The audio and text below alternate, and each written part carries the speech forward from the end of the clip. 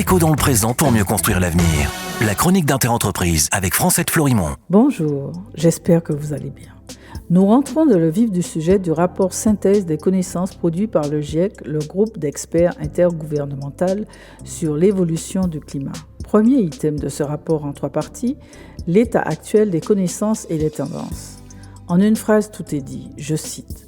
Les activités humaines, principalement par le biais des émissions de gaz à effet de serre, ont sans équivoque contribué au réchauffement climatique. La température de surface globale a augmenté de 1,1 degré entre 1850 et 2020. Cette croissance découle de l'utilisation non durable de l'énergie, du changement d'affectation des terres, des modes de vie, des modes de consommation et de production entre les régions, entre les pays, au sein des pays et entre les individus. Fin de citation. On ne peut que saluer cet art de la synthèse claire sans détour afin que tout le monde comprenne et pas seulement les décideurs.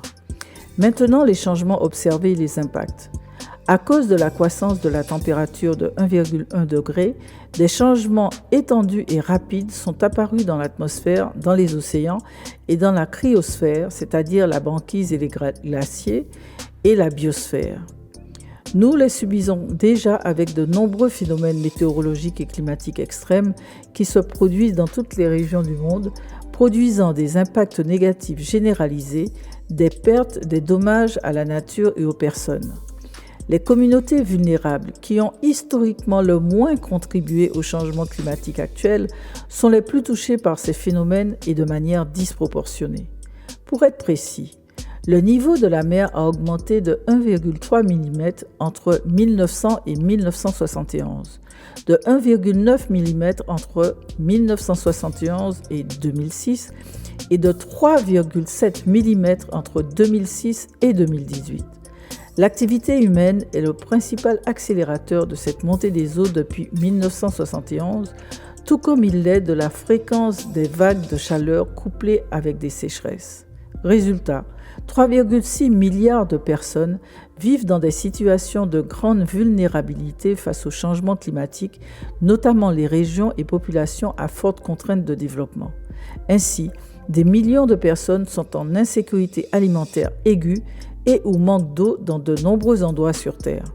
En Afrique, en Asie, en Amérique centrale et du Sud, mais aussi dans les petites îles.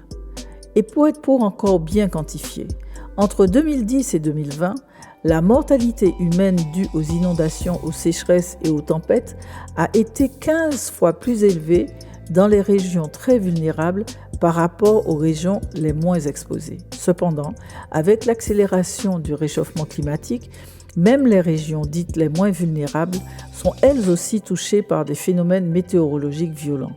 On continue demain. Prenez soin de vous. Déco dans le présent pour mieux construire l'avenir. La chronique d'Interentreprise avec Francette Florimond.